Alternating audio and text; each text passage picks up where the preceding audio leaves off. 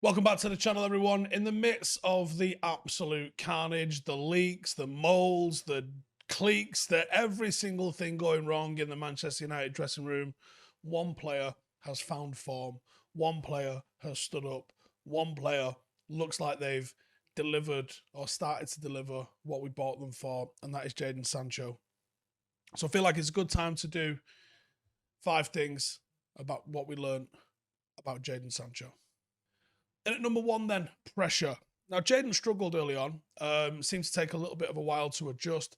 Playing for Manchester United, as we've seen, carries a different weight of expectations to almost any other club in the world. The price tag might have cast a heavy shadow over him. He didn't look fit. He looked a little bit heavy. He looked a little bit leggy. He just looked all completely off the pace, not the confident player that we've seen previously. And you either rise or you fall, and of late, we've actually started to see that rise. Number 2, versatility. Now, I've seen Jadon play on the right a lot latterly for Dortmund. He started out heavily on the left. At Manchester City, he played off the left. For England, he played off the left. He came to Manchester United as our great right-wing hope, and has probably found his best form off the left, which is, probably happened because Marcus Rashford has not been in the form that we would expect him to have been in. I think if Marcus had been in the form, we probably wouldn't have even seen Sancho even tried off the left. But Marcus's form means that you got to try something, and we've stumbled upon a little bit of success there with Jadon. He's extremely technical. Loves to play those 1-2s in tight, intricate areas. Would be adept playing in the number 10 role, as he is playing off the left or off the right. We're only scratching the surface of what he's like as a player here. He can feature in any of the... If you're playing a 4-2-3-1, he could play anywhere in that 3 and do a decent job. I also think he could play as a second striker with a bit more of a target man next to him. I see a lot of people are complaining and asking questions about why is he being played off the left. Because he's effective. He's effective off the left, and there is a difference. Him and Marcus kind of do the same things, but with different outcomes. Marcus is looking to cut inside off the left-hand side and shoot, where Jadon seems to come in, even though he's having a lot of shots lately, he definitely seems to come inside to favour the creation. He's looking for a final ball. And I think looking at how starved we are in the forward line at the moment, I think Ralph's trying to get that out of the team. Marcus is a better creator off the right-hand side. He's more of a goal threat himself off the left-hand side when in form, because at the moment, he's struggling for either. But when he's in form, Marcus, being a right footer, coming in off the left, he's looking to shoot for himself. Coming in off the right, he's looking to get to the byline and cross for somebody else. So trying to read between the lines of what Ralph is looking for from the wide players predominantly is creativity instead of goals, which is a more modern interpretation of what the winger is. All wingers virtually are inverted, and all wingers are coming inside for themselves. And being a lone striker in these systems is hard work, but that's the nature of the beast. And on that creativity, here's his stats: creative force. In the Premier League this season, he ranks in the top 3 United players with progressive carries, 141. In the top 3 with shot creating actions with 55. Successful dribbles with 28. And 26 chances have been created from him. He's impressing without too many goals and assists to his name. His performances really started to turn a corner, even if they were statistically okay prior to that. He seems to have been really going from strength to strength. He's not just putting in simple performances. He seems to be having fun with it.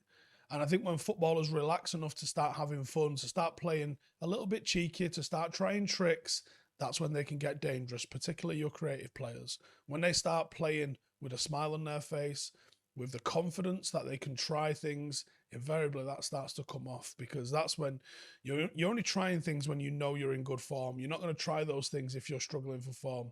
Players struggling for form, I'm just going to make 5 passes. I'm going to make easy passes, and I'm going to try and make 5 more. Players that know they're good, they're going to skill you out. They're going to try and beat you. They're going to try and meg you. They're going to try and stick one top bins. They're going to shoot instead of passing.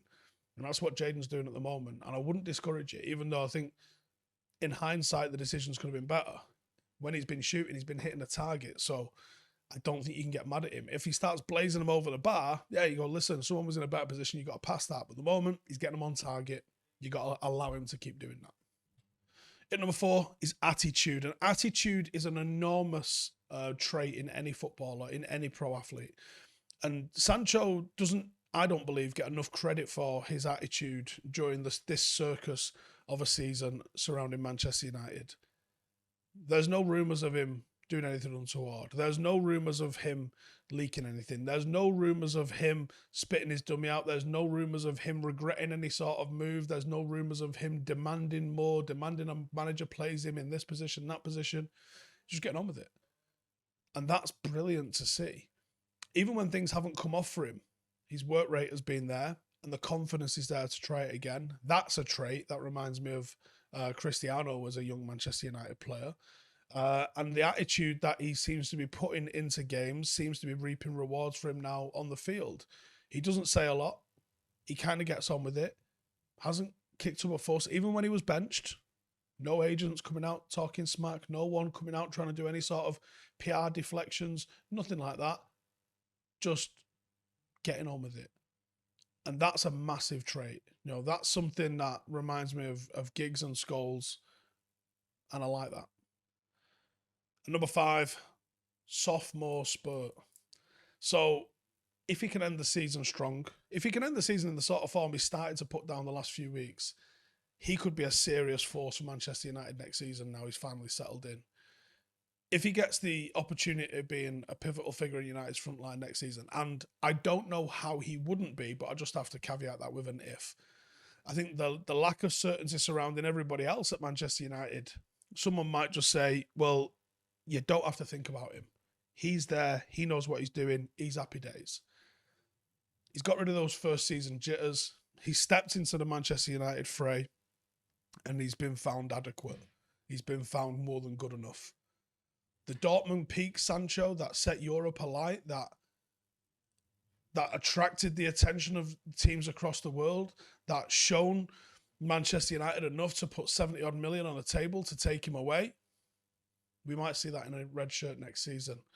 And I, for one, am excited because I think knowing Ralph Rangnick's probably going to move upstairs and a new manager's going to come in, whoever that person comes in, if they're looking for an energetic, hard-working, creative player that's got quality in the final third, they don't have to look no further than right in front of them on the training ground because Jadon Sancho, a.k.a. Jason Sanchez, is right there. And I can't wait to see what the next 18 months hold for him.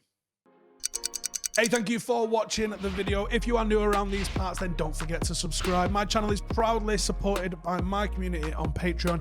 If you'd like to get a little bit of extra content, a Discord group, meetups, five-a-side games, weekly podcasts, behind the scenes, and even an occasional bit of transfer news as and when I get it, then for the price of a pint, you can show your appreciation for the content that we make and get some goodies for doing so as well. Check the link in the description or click the button right here. You'll also find all of my socials here too if you want to follow me on any of those platforms. Nice one.